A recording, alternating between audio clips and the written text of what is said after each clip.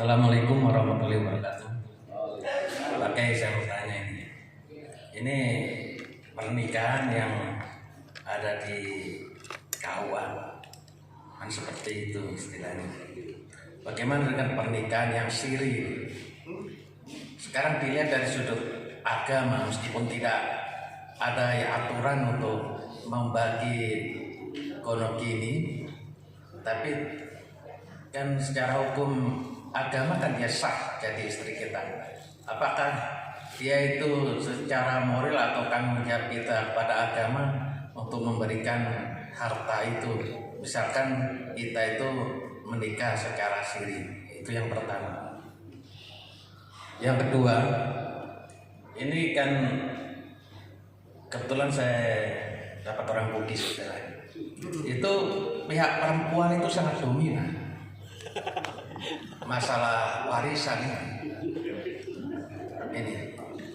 Jadi dia sudah tidak menggunakan hukum Islam, yang penting damai. Apakah ini sah seperti itu, meskipun sisi lain ada yang dikecewakan atau tidak, seperti itu? Ya, masih.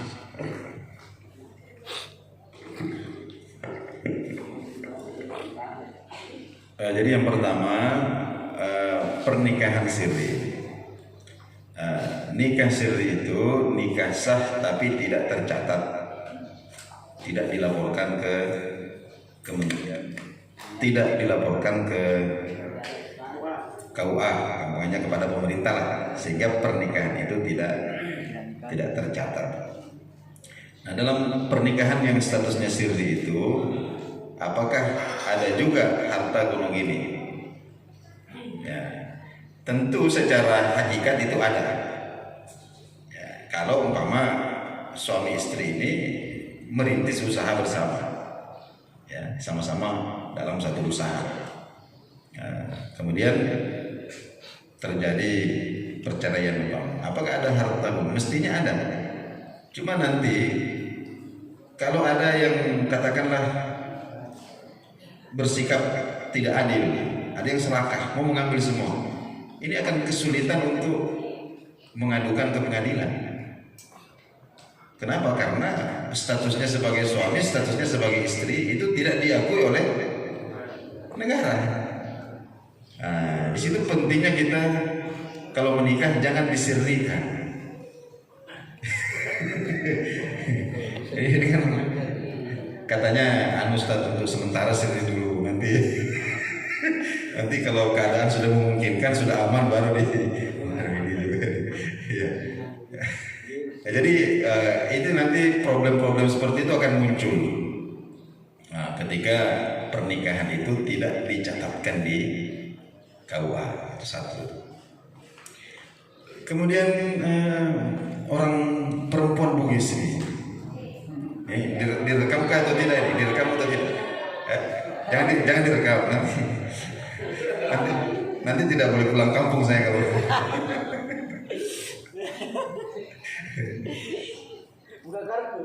ya.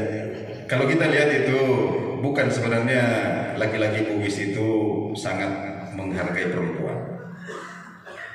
Faktanya itu kebanyakan yang naik haji itu istrinya dulu dikasih naik haji, mama dulu lah, nanti bapak belakangan. Apakah itu takut kepada istri? Bukan takut, Pak, istri lebih berani.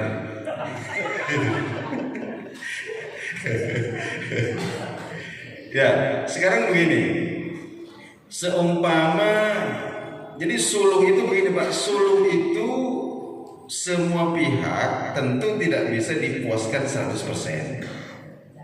Itu suluh. Namanya berdamai itu Pak, kita berdamai ketika kita punya keinginan, orang lain juga punya keinginan. Ya. Kalau kita paksakan keinginan kita, atau orang lain itu paksakan keinginan kita, maka potensi kerusakan itu lebih besar. Oleh karena itu, meskipun kita tidak puas, kita memilih untuk berdamai. Itu namanya suluh. Ya, jadi ada kekurangannya, tapi kalau tidak seperti itu maka potensi untuk rugi itu lebih besar. Itu namanya kita suluh. Nah, seperti antara Israel dengan Lebanon. Sekarang ini kan sudah suluh, berdamai karena mereka sudah berpikir ini kalau kita terus-terus begini ini wah bagaimana ini. Ya, jadi meskipun mereka sebenarnya tidak puas dengan perdamaian itu. Jadi Lebanon ini ingin membumi-hamburkan Israel, Israel juga ingin meluluh-lantakkan Lebanon, tapi akhirnya keduanya, wah meskipun kita tidak bisa tapi ada yang harus kita, itu namanya kita berdamai. Jadi suluh itu terkait dengan harta gonong ini. Nah, itu dimaklumi. Tapi kalau selain harta gonong ini itu tidak boleh disuluh. Jadi seumpama harta pribadi istri meninggal, ini harus dibagi secara waris. Atau sebaliknya harta suami meninggal, harta pribadinya itu harus dibagi secara waris, tidak boleh disuluh.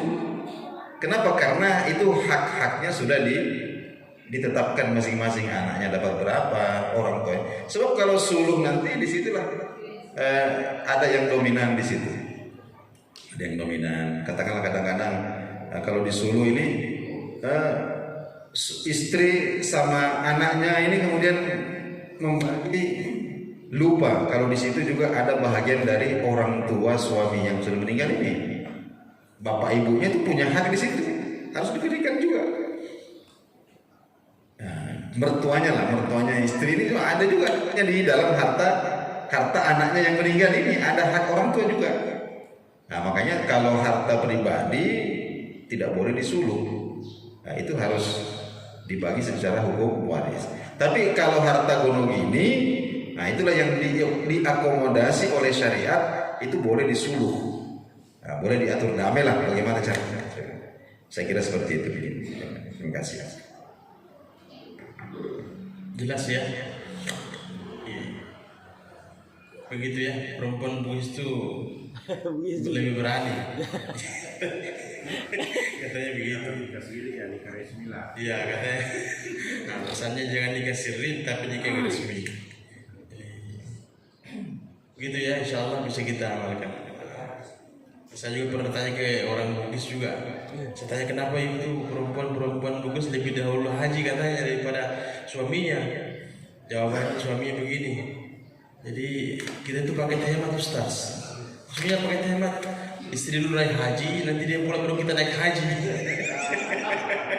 Ini parah ini.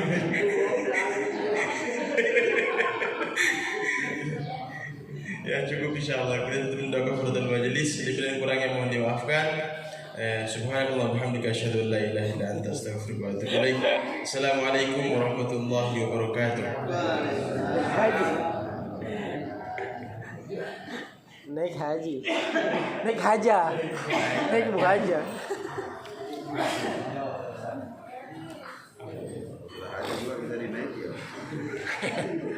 Itu mau naik haji, naik haja.